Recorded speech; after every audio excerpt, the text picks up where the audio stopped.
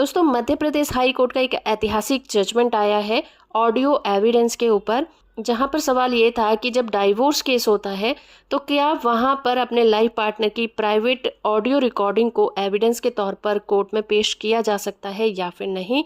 इसी के ऊपर ये जजमेंट है। और ये जजमेंट इसलिए भी इम्पॉर्टेंट है क्योंकि किसी व्यक्ति की प्राइवेट ऑडियो रिकॉर्डिंग को पेश करना उसके निजता के अधिकार का उल्लंघन भी हो सकता है। इसी के ऊपर कोर्ट को फैसला करना था। इस केस में पति ने अपनी पत्नी की एक ऑडियो रिकॉर्डिंग एविडेंस के तौर पर कोर्ट में पेश की थी। यहाँ पर जो याचिकाकर्ता महिला है, उन्होंने इसी बात को चैलेंज किया था कि ये उनके निजता के अधिकार का उल्लंघन किया गया है।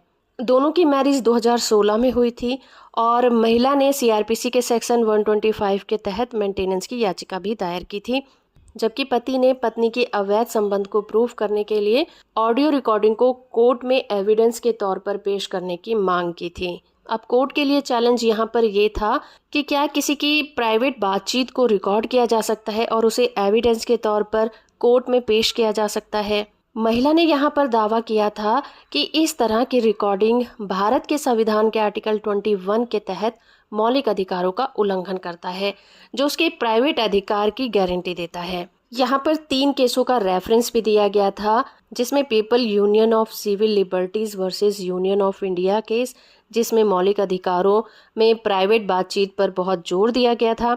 दूसरा केस था आशा लता सोनी वर्सेस दुर्गेश सोनी, जो कि मैरिज लाइफ में भी प्राइवेसी बनाए रखने पर जोर देता है। और तीसरा केस नेहा वर्सेस विभोर गर्ग केस, जहां पर इस बात पर जोर दिया गया था कि किसी की भी प्राइवेसी का उल्लंघन नहीं किया जा सकता।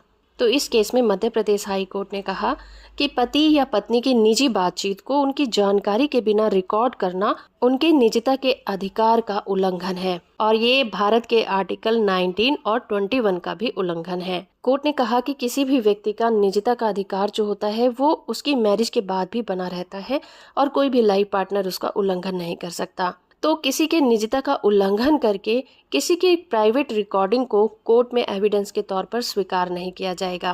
कोर्ट ने कहा कि किसी भी व्यक्ति के जो मौलिक अधिकार हैं वो हर कानून से ऊपर है और किसी भी हालत पे उसके मौलिक अधिकार का उल्लंघन नहीं किया जा सकता। तो इस तरह से मध्य प्रदेश हाई कोर्ट ने निचली कोर्ट के आदेशों को रद्द कर दिया और महिला की याचिका को स्वीकार कर लिया। जजमेंट की PDF कॉपी का लिंक आपको नीचे डिस्क्रिप्शन में मिल जाएगा, आप वहां से इसे डाउनलोड कर सकते हैं।